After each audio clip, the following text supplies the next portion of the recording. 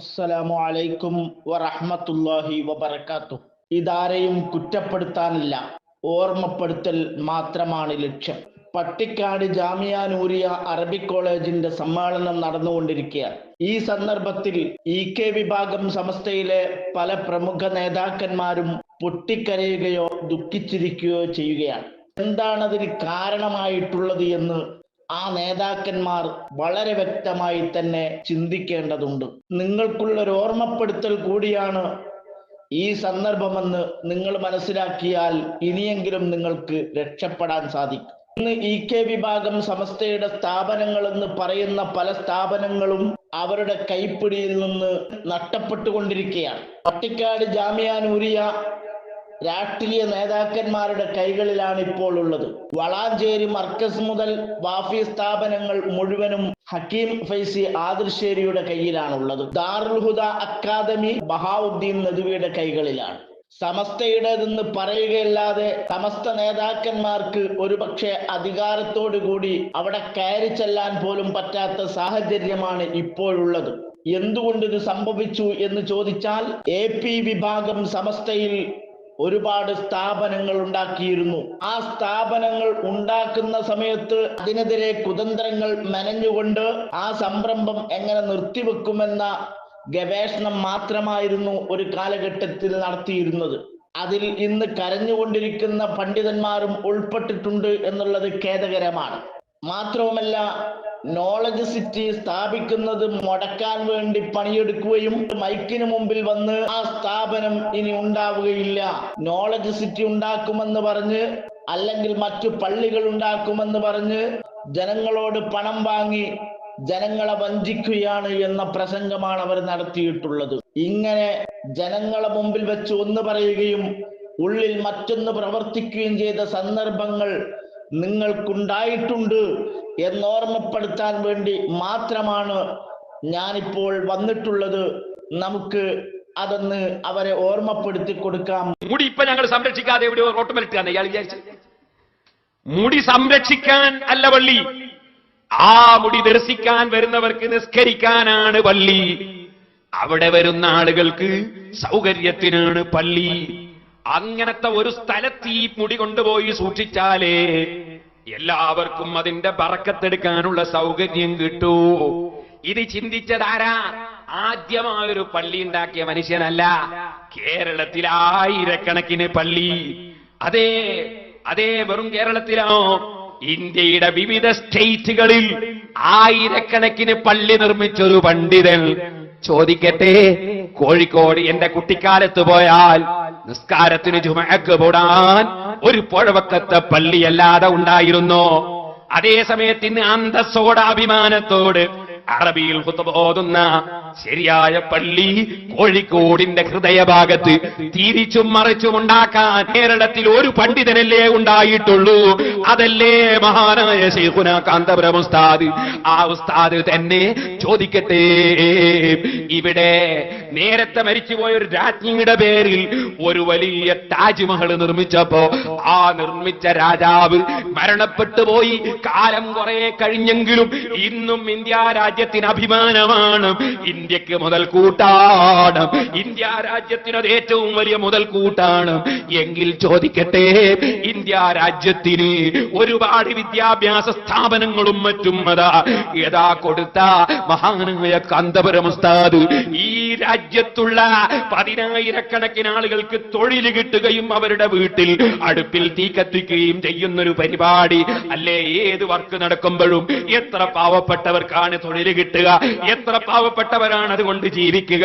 അതോടുകൂടെ തന്നെ അള്ളാഹുവിന് ഖിയാമത്ത് നാൾ വരെ സുജൂദ് ചെയ്യുന്ന 25,000 ഒക്കെ ആളുകൾ ഒരുമിച്ച് കൂടി ദിക്റ് ചൊല്ലുന്ന, സലാത്ത് ചൊല്ലുന്ന ഇന്ത്യ രാജ്യത്തെ ഏറ്റവും വലിയൊരു പള്ളി ഇവിടെ നിർമ്മിച്ചു കഴിഞ്ഞാൽ ചോദിക്കട്ടെ, ഇവിടുത്തെ സർക്കാരിന് കാര്യമല്ലേ?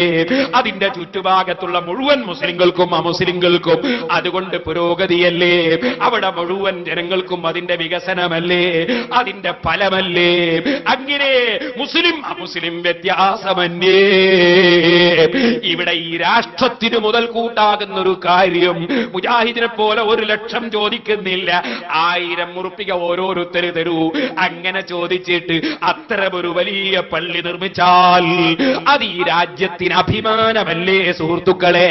ഞാൻ പോയിട്ടുണ്ട്, യമനിൽ ഉസ്താദിന്റെ കൂടെ പോയിട്ടുണ്ട്. അതേ, അവിടെ അത് 40,000 ആളുകൾക്ക് നിസ്കരിക്കാൻ ഒരു പള്ളി യമന്റെ പ്രസിഡന്റ് നിർമ്മിച്ചപ്പോ അതിന്റെ ഉദ്ഘാടനത്തിന് ഇന്ത്യയിൽ നിന്ന് ക്ഷണിക്കപ്പെട്ട പണ്ഡിതൻ മഹാനായ ശൈഖുനാ കാന്തപ്രഭു ഉസ്താദ് ആയിരുന്നു. അന്ന് ഞാൻ ഉസ്താദിന്റെ കൂടെ യമനിൽ പോയിട്ട് ആ പള്ളി ഉദ്ഘാടനത്തിന് പങ്കെടുത്തിട്ടുണ്ട്. ചോദിക്കട്ടെ, ആ യമനിലും മറ്റുമുള്ള പുരോഗതി, അതിനേക്കാൾ വലിയ പുരോഗതി ഞങ്ങളുടെ രാജ്യത്ത് ഒരു മഹാൻ ഉണ്ടാക്കാൻ നോക്കുമ്പോ ഓ അസൂയക്കാരാ, എങ്ങനെയെങ്കിലും അള്ളാഹുവിന് നിസ്കരിക്കുന്ന പള്ളി ഉണ്ടാകട്ടെ. എത്ര ദീർഘായുസ് അള്ളാഹുവേ ശൈഖുനാ ഉസ്താദ് അവർക്ക് നീ ഒരുപാട് കാലം ഈ ആഫിയത്തോടെ, ഇസ്സത്തോടെ, തഖ്വയോടെ, ഹിമ്മത്തോടെ ദീർഘായുസ് നൽകണം റഹ്മാനേ. പക്ഷെ എത്ര ജീവിച്ചാലും ഒരു വ്യക്തിയുടെ ജീവിതത്തിനൊരു അറുതിയില്ലേ, ഒരു തീർച്ചയില്ലേ? ആ പള്ളിയും എടുത്ത് കാന്തപുരം ഉസ്താദ് ഖബറിൽ കൊണ്ടുപോകുമോ? അത് ഈ രാഷ്ട്രത്തിന് മുതൽക്കൂട്ടല്ലേ, ഈ രാജ്യത്തിന് മുതൽക്കൂട്ടല്ലേ? രണ്ടാമത് ഞാനെന്ന് ചോദിക്കട്ടെ, നിങ്ങളെ മർക്കസൊക്കെ ഇൻഷാ അല്ലാഹ് ഞങ്ങൾക്ക് വരാനുള്ളതാണ്. അതുകൊണ്ട് നിങ്ങൾ ഉണ്ടാക്കിക്കോ ഒക്കെ ഞങ്ങൾക്കുള്ളതാണ്, ഞങ്ങൾക്ക് കിട്ടും അതൊക്കെ എന്ന് നിങ്ങൾ എന്നെ പ്രസംഗിച്ചിട്ടില്ലേ എസ്കക്കാരാ? എന്നാൽ അതൊന്ന് അധ്വാനിച്ച് മൂപ്പരുണ്ടാക്കിയാൽ നിങ്ങൾക്കല്ലേ അത് കിട്ടാൻ പോകുന്നതെന്ന് അങ്ങനെയെങ്കിലും ഒന്ന് ചിന്തിച്ചുകൂടെ? പിന്നെ കാന്തപുരത്തിന് കുറെ പള്ളിയില്ലേ, എത്തിങ്ങാനല്ലേ, മർക്കസില്ലേ, എന്താ ചെയ്യാം? ഒരു പ്രശ്നമല്ല, ഉണ്ടാകട്ടെ, അതൊക്കെ നമുക്കുള്ളതാ. ഇതിപ്പോ പോകും, ഫീസ് കൂടി ഒലിച്ചു പോകാനുള്ളതാ, അണഞ്ഞു പോകാനുള്ള. ഈ മർക്കസുകളും ഈ അനാഥശാലകളും ഈ പള്ളികളും ഈ സ്ഥാപനങ്ങളും ഇൻഷാ അല്ലാഹ് ആദർശത്തിന്റെ സത്യത്തിന്റെ അടിത്തറയിൽ പടുത്തുയർത്തിയ സമസ്ത കേരള ജംഇയ്യത്തുൽ തണലിൽ വരും. അള്ളാഹു അനുഗ്രഹിക്കുമാറാകട്ടെ. അസ്സലാമു അലൈക്കും. എൻ്റെ പേര് മുഹമ്മദ് ഫായിസ്, വീട് മൂത്തേടം, മജ്മ വിദ്യാർത്ഥിയാണ്. അവാന്തര വിഭാഗം നടത്തുന്ന വിദ്യാഭ്യാസ പ്രവർത്തനങ്ങൾ അത് നമ്മൾ എതിർത്തത് പോലും പലതും മുളച്ചു വന്നതാണ്. അപ്പോൾ അത് കണ്ടിട്ട് ഭാവിയിൽ വരുന്ന ചിന്തിക്കുന്നൊരു തലമുറ അതിലേക്ക് പോകാനും അത് നമ്മളെ പ്രതികൂലമായി ബാധിക്കാനും സാധ്യത ഉണ്ടോ? നോളജ് സിറ്റി പോലത്തെ പ്രവർത്തനങ്ങൾ വിദ്യാഭ്യാസപരമായിട്ട് വലിയ കാഴ്ചപ്പാടോടെയാണ് ഓല അവതരിപ്പിക്കുന്നത്. അപ്പോൾ അതിനെ സമാന്തരമായിട്ട് നമുക്ക് അവതരിപ്പിക്കാൻ ഇല്ലാത്തൊരവസ്ഥയാണല്ലോ, അത് നമ്മളെ പ്രതികൂലമായി ബാധിക്കാൻ സാധ്യതയുണ്ടോ? ഇപ്പോൾ അവർ സമാന്തരമായി അവരുടെ സംഘടനയുടെ നേതൃത്വത്തിൽ ഒരുപാട് വിദ്യാഭ്യാസ സ്ഥാപന സമുച്ചയങ്ങൾ നടത്തുന്നുണ്ട്, പള്ളികളുണ്ട്, ഒക്കെ ഉണ്ട്. അതൊക്കെ നമുക്ക് ആശാവഹമാണെന്ന് ഞാൻ മനസ്സിലാക്കുന്നത്. കാരണം അവർ, ഞാൻ പറഞ്ഞ നേരത്തെ സൂചിപ്പിച്ച പോലെ ബാത്തിലിൻ്റെ അടിസ്ഥാനത്തിൽ പടുത്തുയർത്തപ്പെട്ട സംഘടനയാണ്. അത് നിലനിൽക്കൂല, അത് പൊളിഞ്ഞു പോകും. പിന്നെ ആ പള്ളിയും ആ സ്ഥാപനങ്ങളൊക്കെ നമ്മുടെ സമുദായത്തിന് ഇൻഷാ അല്ലാഹ് സുന്നത്ത് ജമാഅത്തിന് കിട്ടാനുള്ളതാണ്. അപ്പം നമുക്ക് ലാഭമായിട്ടാണ് അത് മാറുക, താൽക്കാലികമായിട്ട് അങ്ങനെ നിൽക്കുള്ളൂ. പിന്നെ ഈ പറയുന്ന നോളജ് സിറ്റി എന്ന് പറഞ്ഞാൽ വിദ്യാഭ്യാസ സ്ഥാപനം എന്ന് പറഞ്ഞ പേരിനാണ്, അത് ബിസിനസ്സാണ്. കോടിക്കണക്കിന് രൂപ ആളുകളിൽ നിന്ന് ഷെയർ വാങ്ങിയിട്ട് നടത്തുന്ന ബിസിനസ്. ആ ബിസിനസ് വിജയിക്കാം, അല്ലെങ്കിൽ പരാജയപ്പെടാം. വിദ്യാഭ്യാസ സ്ഥാപനങ്ങൾ നടക്കും.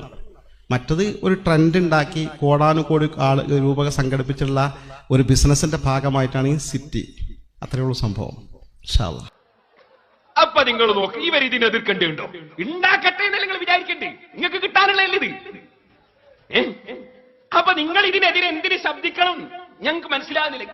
ഞാൻ ചോദിക്കട്ടെ, അല്ലാഹുവിൽ വിശ്വാസമുണ്ടെങ്കിൽ, ആഖിറത്തിൽ വിശ്വാസമുണ്ടെങ്കിൽ, പടച്ച റബ്ബിന്റെ അടുക്കൽ ഒരു കോടതിയുണ്ടെന്ന് വിശ്വാസമുണ്ടെങ്കിൽ, അലൈസല്ലാഹു ബിഅഹ്കമിൽ ഹാകിമീൻ, അലൈസല്ലാഹു ബിഅഹ്കമിൽ ഹാകിമീൻ, അല്ലാഹു തആല വിധികർത്താക്കളിൽ ഏറ്റവും വലിയ വിധികർത്താവല്ലയോ എന്ന് അല്ലാഹു ചോദിച്ചതിൽ വിശ്വാസമുണ്ടെങ്കിൽ, SKSSFന്റെ പരിപാടിയിൽ പോയി ഇരുന്ന് എന്റെ CD കട്ടിട്ട് യഥാർത്ഥ അർത്ഥത്തിനെതിരെ ഒരു സ്വപ്നവും മാനദണ്ഡമാക്കിക്കൂടെന്നും അതുപോലെ ഉസ്താദിനെ തന്നെ കണ്ട ശൈത്താനാണെന്നും വരുത്തി തീർക്കാൻ എന്റെ പ്രസംഗം കട്ടുകേൾപ്പിച്ച SKSSF-ന്റെ നേതാക്കൾ, അവരെ പിന്തുടർന്ന സാധാരണക്കാരായ ആഖിറത്തിൽ വിശ്വസിക്കുന്ന ഈമാനുള്ള ചെറുപ്പക്കാരെ, ഈമാനുള്ള സുന്നി വിശ്വാസക്കാരെ, പടച്ച റബ്ബിന്റെ കോടതിയിൽ നിങ്ങളാ തക്ബീർ ചൊല്ലിയ നിങ്ങൾ നിങ്ങളെ നേതാക്കളോടുകൂടി പ്രതികളായി പോകൂലേ? അവിടെ തക്ബീർ ചൊല്ലി എന്നെ പരിഹസിച്ച മുഴുവൻ SKSSF-കാർക്കും ഞാൻ എന്റെ മനസ്സുകൊണ്ട് പൊരുത്തപ്പെട്ടിരിക്കുന്നു. അതറിയിച്ചുകൊണ്ട് പറയട്ടെ, ഓ ചെറുപ്പക്കാരെ, സുന്നത്ത് ജമാഅത്ത് വിശ്വസിക്കുന്ന മുസ്ലിമീങ്ങളെ, ഇത്തരത്തിൽ നിങ്ങളെ വഞ്ചിക്കുന്ന ഒരു സംഘടനയിൽ നിങ്ങൾ മെമ്പർഷിപ്പ് എടുത്ത് നിങ്ങൾ ആഖിറത്തിൽ നരകം കൊള്ളരുത് കേട്ടോ. ഈ നേതാക്കളെ നിങ്ങൾ വിശ്വസിച്ച് നിങ്ങൾ ആഖിറം നഷ്ടപ്പെടുത്തരുത് കേട്ടോ. പടച്ച റബ്ബിന്റെ അടുക്കൽ ഒരു സന്ദർഭമുണ്ട്. ആ സന്ദർഭത്തെക്കുറിച്ച് ഖുർആൻ പറഞ്ഞിട്ടുണ്ട്. എന്റെ വകയിലല്ല, അർത്ഥം നിങ്ങൾ വേണമെങ്കിൽ നിങ്ങളെ മുസ്ലിയാമാരെ കൊണ്ട് വെപ്പിച്ചോ. അക്രമം ചെയ്തവൻ രണ്ട് കയ്യും കടിക്കുന്ന ഒരു സമയമുണ്ട് നബിയെ. യഖൂലു യാ ലൈതനി ഇത്തഖൽതു മഅ റസൂലി സബീലാ, അല്ലാഹുവിന്റെ റസൂലിന്റെ കൂടെ ഞാൻ വഴി പിന്തുടർന്നെങ്കിൽ എത്ര നന്നായിരുന്നു. അല്ലാഹുവിന്റെ റസൂൽ ഗീബത്ത് പറയരുതെന്നാ പറഞ്ഞത്, ഏഷണി പറയരുതെന്നാ പറഞ്ഞത്, ചീത്ത പറയരുതെന്നാ പറഞ്ഞത്. ആ വഴി പിന്തുടർന്നെങ്കിൽ എത്ര നന്നായിരുന്നു. യാ വൈലത ലൈതനി ലം അത്തഖിദ് ഫുലാനൻ ഖലീലാ. ഈ അമ്പലക്കടവിനെ പോലെയുള്ള പലരെയും കൂട്ടുചേർത്ത് നടക്കുന്ന ചെറുപ്പക്കാരെ, അള്ളാന്റെ വാക്കൊന്ന് കേട്ടോ. യാ വൈലത, ഞങ്ങളെ നാശമേ, ലൈതനി ലം അത്തഖിദ് ഫുലാനൻ ഖലീലാ. ഇത്തരത്തിൽ ഞങ്ങളെ വഞ്ചിക്കുന്ന കക്ഷികളെ, പടച്ച റബ്ബേ, ഇന്ന ഒരാളെ ഞാൻ സുഹൃത്തായി സ്വീകരിച്ചില്ലെങ്കിൽ എത്ര നന്നായിരുന്നു. ലഖദ് അദല്ലനി അനിൻ ദിക്രി, എന്നെ ഇത് പരിശുദ്ധ ഖുർആനിന്റെ ആശയത്തിൽ നിന്ന്, ശരിയായ ഉത്ബോധനത്തിൽ നിന്ന് അവൻ പിഴപ്പിച്ചല്ലോ. അല്ലാഹ് ബഅദ ഇദ് ജാഅനി, എനിക്ക് സത്യം കിട്ടിയതിന് ശേഷം വകാന ശൈത്താനു ലിൽ ഇൻസാനി ഖദൂലാ. ശൈത്താൻ മനുഷ്യന് സഹായം കൈയൊഴിക്കുകയല്ലാതെ പടച്ച റബ്ബിന്റെ ശിക്ഷ വരുമ്പോ ഒരു ശൈത്താനും പിന്തുണക്കൂല കേട്ടോ. ആ റബ്ബിന്റെ കോടതിയിലല്ലേ ഹബീബായ നബി സല്ലല്ലാഹു അലൈഹി വസല്ലം പറയുന്നത്, വഖാല റസൂലു യാ റബ്ബി ഇന്ന ഖൗമി ഇത്തഖദൂ ഹാദൽ ഖുർആന മഹ്ജൂറാ. എന്റെ ഈ ഖൗമ് ഖുർആനിനെ കൈയൊഴിച്ചു അല്ലാഹ്.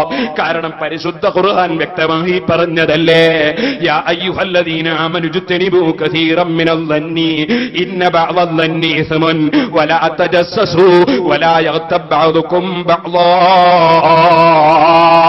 അയുഹിബ്ബു അഹദുകും മൻ യഅകുല ലഹ്മ അഖീഹി മൈതാ ഫകരിഹ്തുമൂ. മറ്റൊരു മുസ്ലിം ഇഷ്ടപ്പെടാത്തത് പറയുന്നത് ഗീബത്താണ്. ആ ഗീബത്ത് നിങ്ങൾ പറയല്ലേ, നിങ്ങൾ മുഅ്മിനീങ്ങളെ തെറ്റിദ്ധരിക്കല്ലേ എന്ന് ഖുർആൻ. ഇത്തരം വാർത്തകളും വിശേഷങ്ങളും അറിയാൻ ഞങ്ങളുടെ ചാനൽ ഉടൻ തന്നെ സബ്സ്ക്രൈബ് ചെയ്യുക, ലൈക്ക് ചെയ്യുക, ഷെയർ ചെയ്യുക.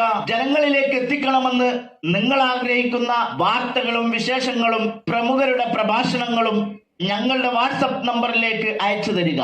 നന്മ വളരട്ടെ, തിന്മക്കെതിരെ നമുക്ക് ഒരുമിച്ച് നിൽക്കാം.